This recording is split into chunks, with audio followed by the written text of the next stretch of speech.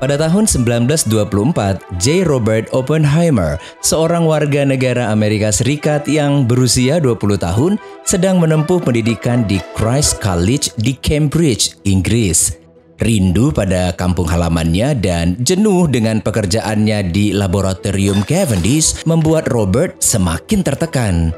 Belum lagi, dia harus menghadapi Patrick Blackett, tutor yang membimbingnya terlalu keras hingga membuat Robert kesal dan ingin membunuhnya dengan sebuah apel yang disuntikkan sianida.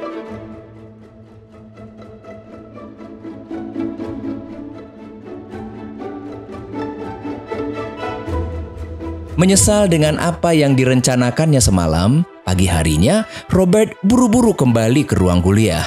Dan ternyata di sana telah hadir Blackett dan seorang fisikawan tamu dari Denmark yang cukup dikenal pada waktu itu bernama Niels Bohr. Ketika Bohr ingin memakan apel tersebut, dengan cerdik Robert berhasil mencegahnya. Bohr bisa melihat kalau Robert tidak menikmati perkuliahannya di Cambridge. Dia menyarankan agar Robert sebaiknya pindah ke Jerman dan belajar fisika kuantum dari Max Born.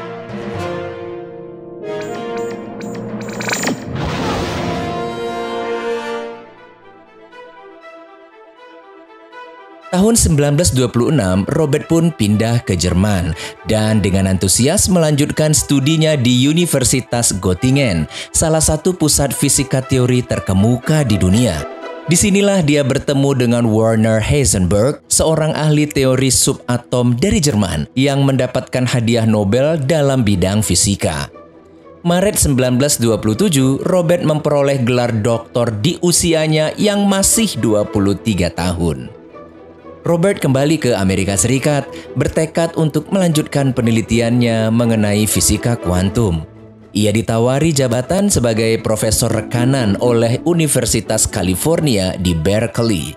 Robert memiliki hubungan kerja yang baik dengan fisikawan eksperimental peraih hadiah Nobel bernama Ernest Lawrence dan membantu merintis penemuan siklotron, mesin untuk mempercepat elektron.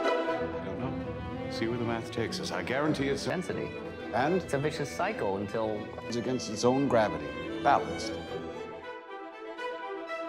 Sebagai teman, Lawrence menasehati agar Robert tidak menyinggung-nyinggung isu politik ketika mengajar di kelasnya. Pada waktu itu, seluruh dunia, khususnya Amerika Serikat, sedang mengalami krisis ekonomi terburuk sepanjang sejarah yang disebut dengan The Great Depression. Fenomena ini memunculkan gerakan politik ekstremis di berbagai negara. Salah satunya adalah rezim Nazi Adolf Hitler di Jerman. Hal ini membuat Amerika sangat sensitif dengan aksi-aksi yang mengatasnamakan sosial masyarakat yang dianggap berbau-bau komunis. Robert memiliki seorang adik bernama Frank.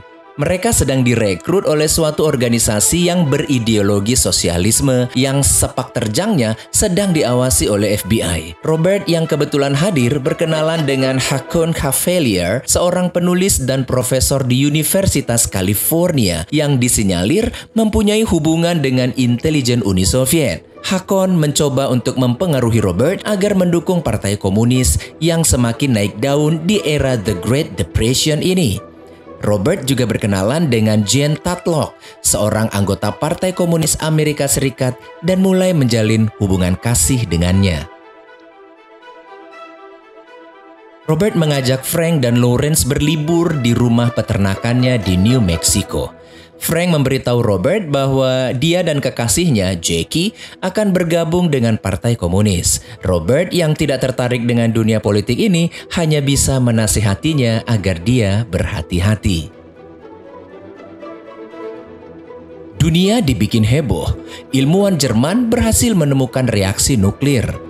Terinspirasi dengan metode yang dilakukan Jerman, Lawrence mencoba pada mesin siklotron ciptaannya, dan mereka pun berhasil menemukan reaksi berantai yang diperkirakan dapat menyebabkan terjadinya ledakan atom yang dahsyat. Perbedaan prinsip yang mereka hidupi membuat hubungan Robert dan Jean Tatlock kian memburuk.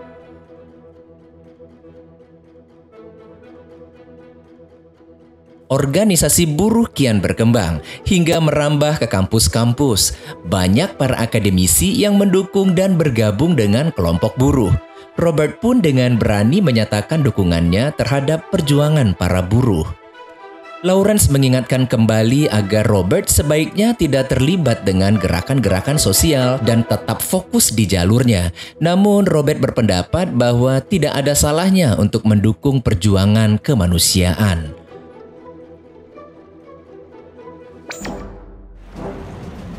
1 September 1939, dunia dibuat gempar dengan serangan Nazi Jerman ke Polandia. Jerman yang telah lebih dulu mengenal teknologi nuklir menciptakan bom dan berhasil menaklukkan Polandia.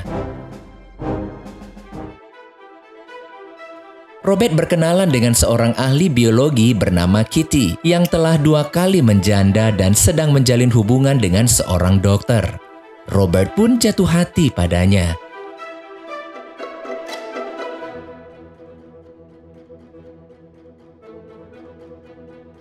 Robert menemui Jean dan memberitahukan bahwa dia akan menikahi Kitty.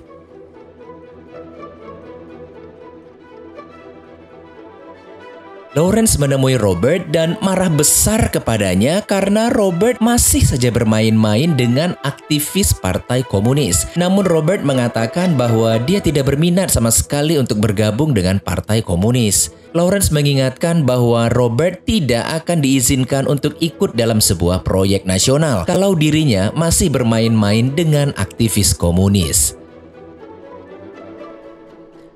Setelah menggugat cerai suaminya, November 1940, Kitty menikahi Robert sebagai suami yang keempat. Pasca kelahiran anak pertama mereka, Kitty mengalami baby blues. Robert membawanya berlibur ke rumah peternakannya di New Mexico dan menitipkan anak mereka kepada Hakon. Tahun 1942, Robert mendapat kesempatan untuk ikut serta dalam sebuah proyek rahasia negara yang disebut dengan Proyek Manhattan. Proyek ini ditujukan untuk mengembangkan bom atom guna menghentikan Perang Dunia Kedua. Leslie Groves, seorang jenderal angkatan darat, sebagai penanggung jawab Proyek Manhattan, menemui Robert dan mempercayakan posisi direktur Proyek Manhattan padanya, walaupun Robert masih terduga komunis. Amerika Serikat yang tertinggal 18 bulan dari Nazi segera merekrut para ilmuwan yang berkompeten di bidangnya masing-masing. Los Alamos di New Mexico adalah tempat yang dipilih Robert untuk menjalankan proyek rahasia ini. Dalam waktu singkat, Padang Belantara berubah menjadi kota dengan segala infrastrukturnya. Keamanan dan kerahasiaan adalah hal yang paling diprioritaskan. Para ilmuwan membawa serta keluarga mereka untuk tinggal di Los Alamos yang terisolir ini. Tidak boleh ada informasi yang boleh keluar dari Los Alamos, apalagi sampai jatuh ke tangan komunis. Beberapa ilmuwan mengalami dilema karena bom yang akan mereka ciptakan ini akan membunuh juga orang-orang yang tak bersalah. Namun melihat kegilaan blok poros yaitu Nazi Jerman, Jepang, dan Italia selama Perang Dunia Kedua, mereka tidak mempunyai pilihan. Proyek harus diselesaikan dengan segera. Mereka menemukan sesuatu yang mengagetkan dan menakutkan. Berdasarkan perhitungan, mereka mendapatkan adanya penambahan reaksi nuklir berantai secara eksponensial. Dengan segera, Robert menemui Einstein untuk meminta pendapatnya. Einstein mengatakan bahwa tingkat panasnya akan terus meningkat dan tidak ada titik balik. Kekuatan ledakan yang sangat besar ini akan membakar atmosfer dan menghancurkan dunia. Para ilmuwan mencoba kembali untuk mengkalkulasi temuan mereka, dan kemungkinan terjadinya reaksi nuklir di luar kendali ternyata mendekati 0. Robert dan Kitty kembali menemui Hakon untuk menjemput kembali anak mereka yang mereka titipkan. Hakon masih berusaha untuk mempengaruhi Robert dan mendapatkan informasi darinya. Namun Robert dapat mengerti arah pembicaraan Hakon yang secara tidak langsung memintanya untuk berbagi informasi ke Uni Soviet. Kecurigaannya kepada Hakon sebagai kaki tangan Uni Soviet membuat Robert menyudahi perbincangan mereka dan pulang. Proyek Manhattan adalah proyek rahasia Amerika Serikat dengan negara-negara sekutunya, namun sama sekali tidak melibatkan Uni Soviet di dalamnya. Hal ini membuat Uni Soviet yang curiga berusaha untuk mendapatkan informasi dengan mengirim mata-mata.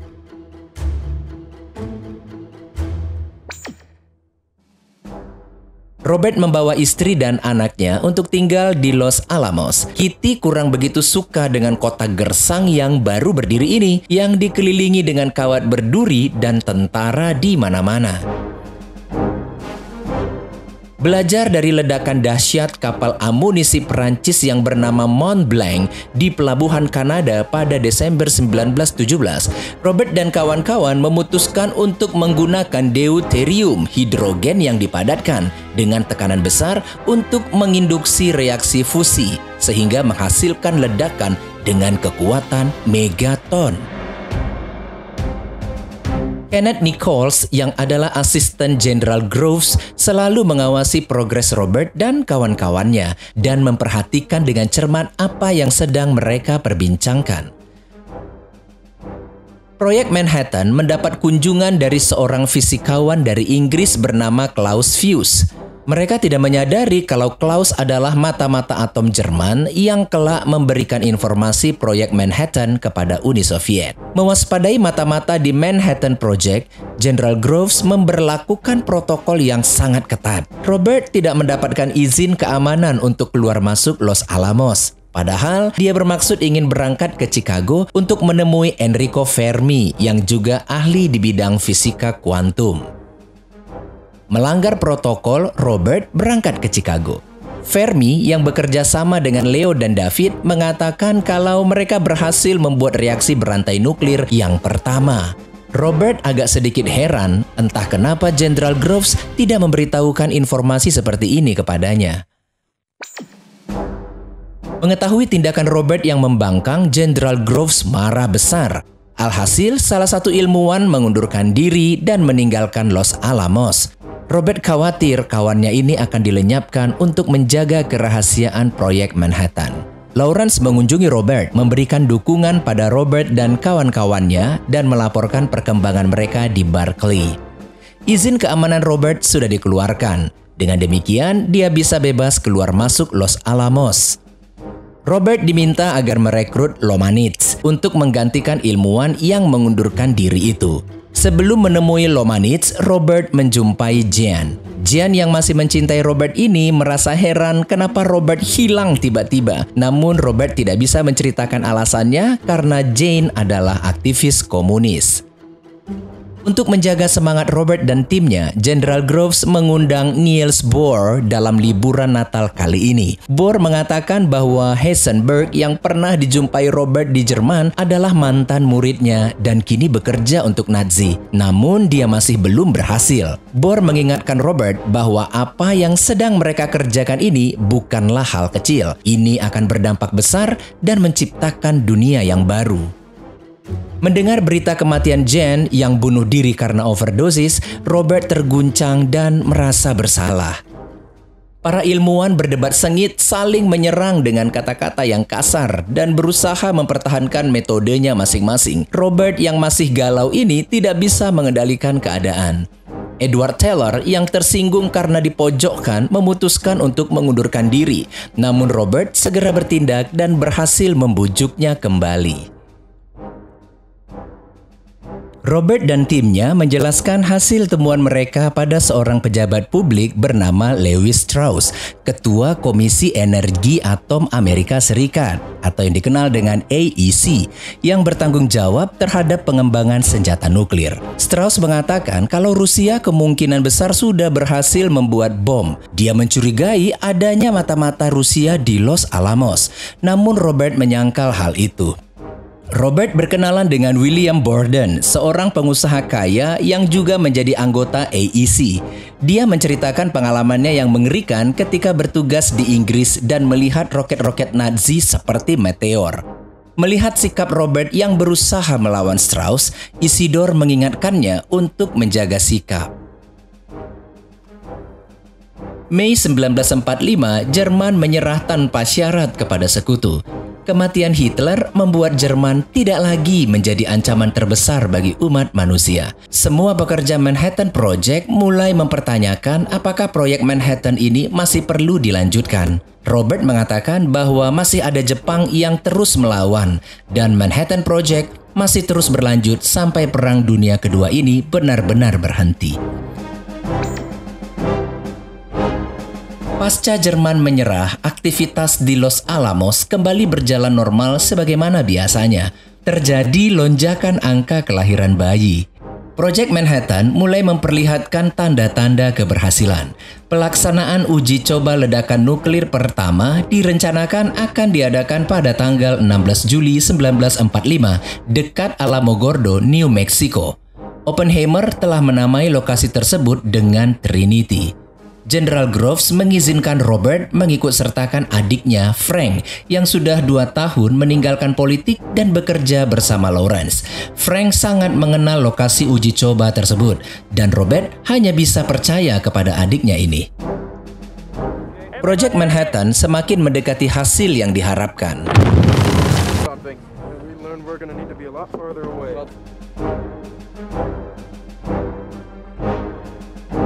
Dari Chicago, Leo dan David menemui Robert. Leo mengatakan bahwa para ilmuwan di Chicago sepakat untuk membuat petisi agar hasil proyek Manhattan tidak digunakan. Namun Robert tidak sepakat dengan hal itu. Dalam pertemuan dengan Henry Stimson yang menjabat sebagai sekretaris perang, Stimson melaporkan bahwa pada Maret 1945, Angkatan Udara Amerika Serikat melakukan serangan bom api di Tokyo dan menewaskan 100.000 orang, sebagian besar warga sipil. General Groves dan Robert juga memaparkan bagaimana mengerikannya dampak psikologis dari ledakan atom. Stimson berharap pemboman ini bisa menghentikan Perang Dunia Kedua dengan menjadikan Jepang sebagai target utama, sekalian membalas serangan Jepang 3 tahun yang lalu di Pearl Harbor. Harinya pun tiba.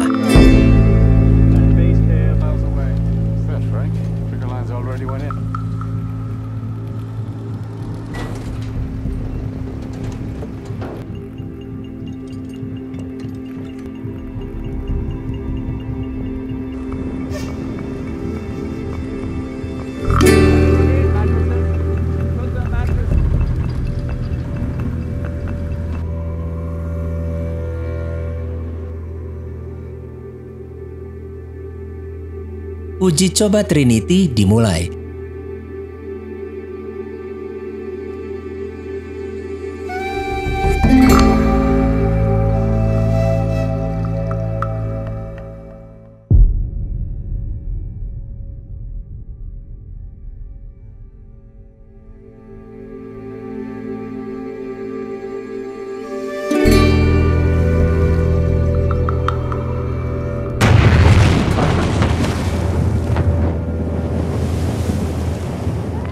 Daya ledak yang dihasilkan jauh melebihi yang diperkirakan.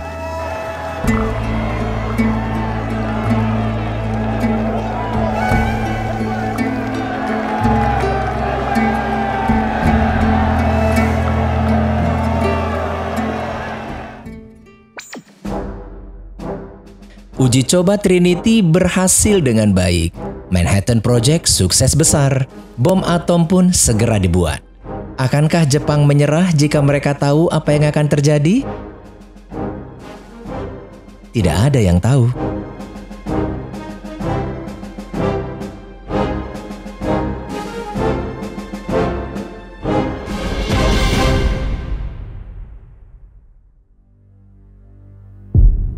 Presiden Truman mengumumkan bahwa bom atom telah dijatuhkan di Hiroshima dan Nagasaki.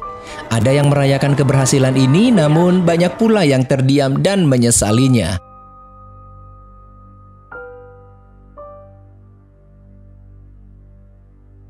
Robert pun diperkenalkan ke mata publik sebagai bapak bom atom. Ia menjadi terkenal di seluruh dunia dan dielu-elukan sebagai pahlawan. Wajahnya menjadi cover majalah Time. Robert mendapatkan penghargaan karena dianggap berjasa. Dalam sambutannya, Robert mengatakan bahwa kebanggaan mereka harus teredam dengan rasa prihatin yang mendalam. 31 hari setelah pengeboman, surat kabar memberitakan tragisnya kondisi Nagasaki dan Hiroshima. Banyak yang mati karena terkena radiasi. Edward mendesak agar Robert melakukan sesuatu karena menurutnya hal ini bukanlah penggunaan sumber daya dengan cara yang tepat. Strauss mengatakan kepada Robert kalau Klaus Fuchs, ilmuwan Britania yang ikut dalam tim peledakan di Los Alamos, ternyata adalah mata-mata Rusia. Jepang pun akhirnya menyerah. Robert dipanggil untuk bertemu dengan Presiden Truman. Dihantui oleh kehancuran dan kesengsaraan yang luar biasa, Robert secara pribadi meminta agar Presiden Truman menahan diri dalam mengembangkan senjata yang lebih kuat. Tetapi Presiden Truman menganggap sikap Robert sebagai tanda kelemahan dan cengeng. Robert sangat menyesali keputusan Presiden untuk membangun Los Alamos dan bukan menutupnya. Robert yang sangat merasa bersalah ini menyadari bahwa tindakannya tidak menghasilkan apapun. Perang dingin antar Amerika Serikat dengan Rusia pun dimulai. Levi Strauss ternyata menyimpan dendam pribadi terhadap Robert Oppenheimer. Mereka sering berbeda pendapat tentang bagaimana bom hidrogen akan berkontribusi terhadap keamanan nasional. Belum lagi, Robert pernah mempermalukan Strauss di depan Kongres dalam meeting mengenai ekspor radioisotop ke Norwegia. Selain itu, Strauss juga meyakini hubungannya dengan Albert Einstein berubah menjadi tidak harmonis adalah karena hasutan Robert kepada Einstein. Kebencian ini membuatnya menyusun skenario untuk menyingkirkan Robert agar tidak lagi memiliki pengaruh politik. Dengan mengait-ngaitkan masa lalu Robert dengan orang-orang komunis, Strauss bekerja sama dengan Borden dan Nichols untuk menciptakan tudingan bahwa Robert bersekutu dengan Uni Soviet. Strauss meminta agar FBI mengadakan sidang tertutup dengan tujuan menginterogasinya. Sidang ini pun disetting sedemikian rupa hanya untuk memojokkan Robert. Hakim yang ditunjuk pun adalah hakim yang dipilih oleh Strauss. Dalam sidang itu, Robert dikhianati oleh sejumlah rekan yang memberi kesaksian, termasuk Edward Teller, yang ternyata iri dengan posisi yang didapat Robert dalam proyek Manhattan. Meskipun Robert dibela oleh beberapa pihak yang pro kepadanya, sayangnya izin keamanan Robert tetap dicabut, sehingga citranya di mata publik menjadi buruk dan pengaruhnya di pemerintahan pun pupus sudah.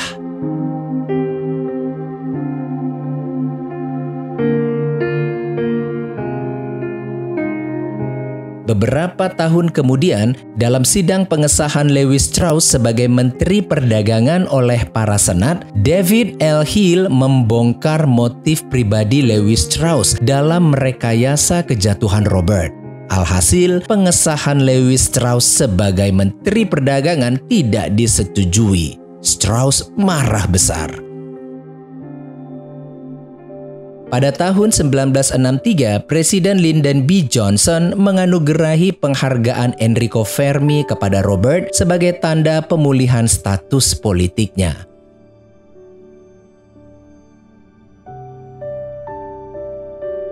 Belakangan terungkap bahwa percakapan Robert dan Albert Einstein bukanlah mengenai Levi Strauss seperti yang ditakutkan oleh Strauss, melainkan mengenai senjata nuklir dan dampak penggunaannya yang mengancam masa depan manusia.